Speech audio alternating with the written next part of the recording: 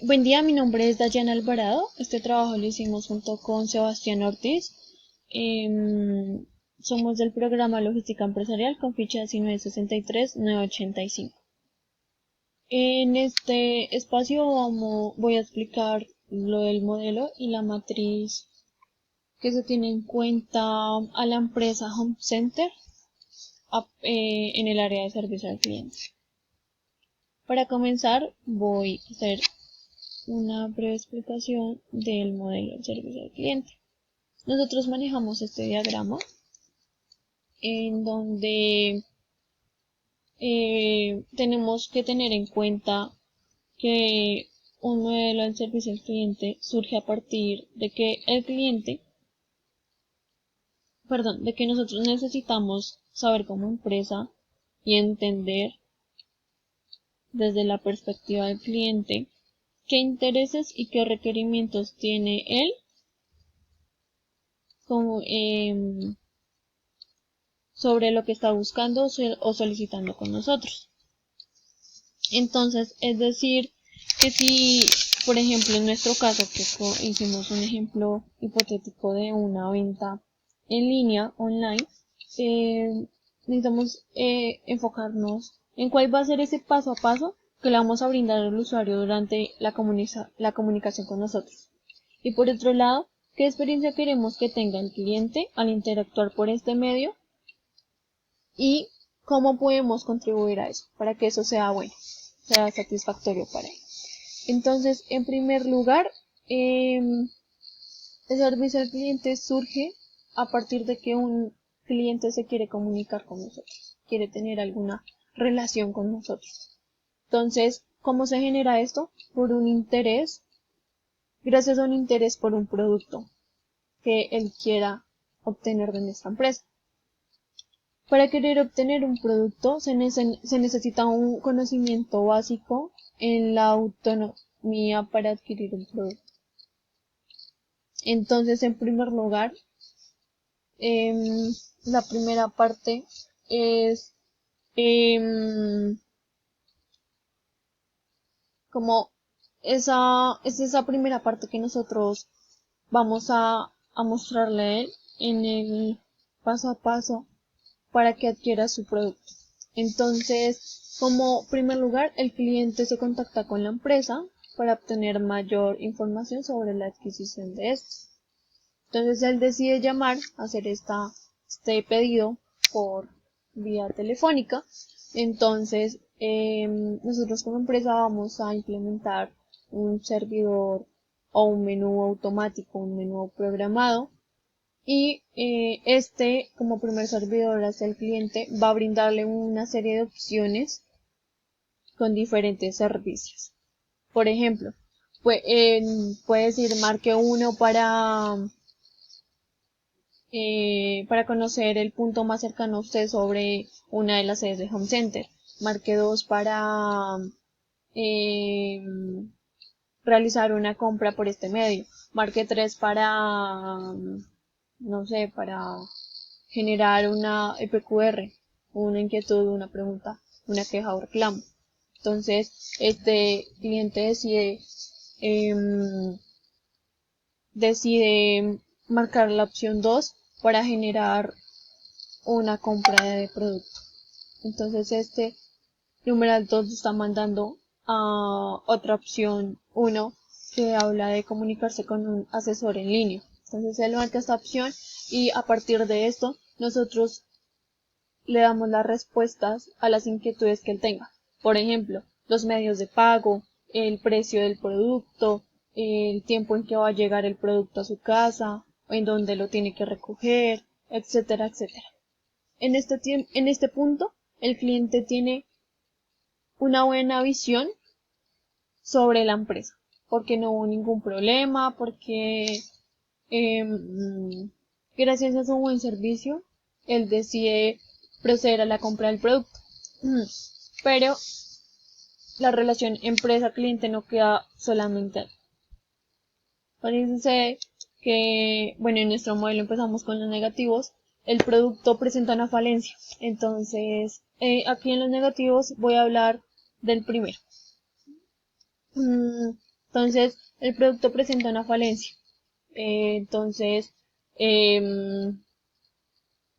obviamente el cliente va a empezar a disgustarse porque sabe que su producto no es de calidad.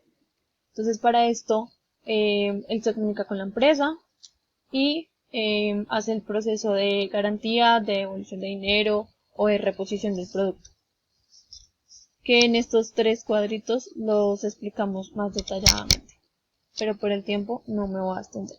Entonces, pasa que por este disgusto, tras las falencias que presentó este producto, ya sea en su funcionamiento o en su parte física, el cliente queda insatisfecho y no recomienda hacer compras en esta empresa y mucho menos por este medio, ya que, como lo podemos ver en el siguiente, él trata de comunicarse con la empresa por vía telefónica, así como la primera vez, y no le contesta.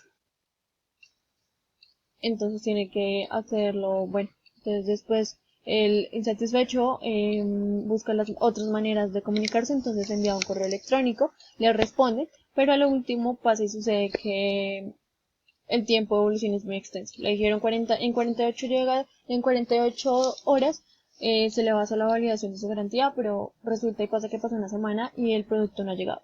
Entonces, la empresa detecta todas estas falencias que ellos son conscientes que están cometiendo y proceden a generar soluciones, que es el tercer ítem que manejamos en nuestro modelo. Entonces, ¿qué solución se le puede generar a las falencias y defectos que puede generar el producto? Entonces, podemos acceder a procesos de verificación en los productos provenientes de las fábricas para ofrecer una mayor calidad, como lo decía anteriormente, en su funcionamiento o en la composición de las partes que lo componen. Entonces, el cliente, al ver que esta empresa empezó a mejorar todas esas cosas en las que a él le molestó, en las que él quedó insatisfecho, en él aumenta la confiabilidad otra vez por esta empresa.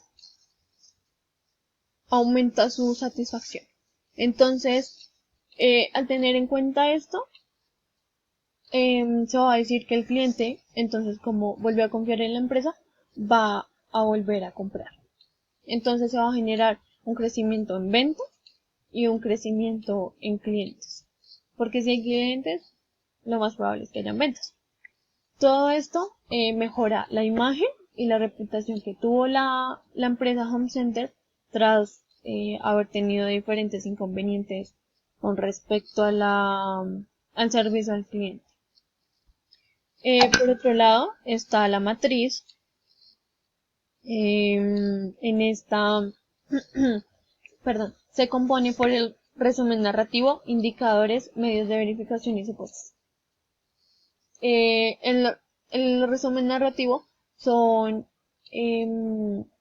esas actividades, esos componentes que vamos a tener en cuenta para mejorar o para llegar a cumplir nuestro objetivo principal, que en este caso es reducir las quejas y reclamos por los clientes de Home Center.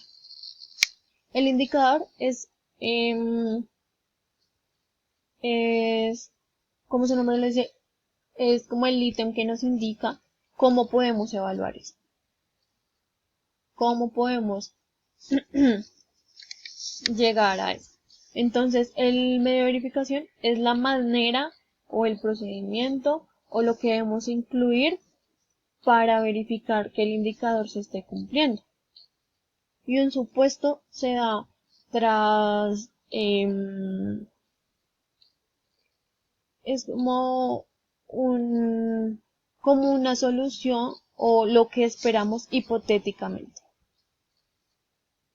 Y entonces voy a dar un ejemplo breve explicando, por ejemplo, en las actividades del 3.2 que dice que que dice que en el componente que para reducir una queja o el reclamo por el cliente Home Center vamos a dar una calificación del servicio prestado a través de una encuesta al final de la llamada o en una ventana emergente por correo electrónico.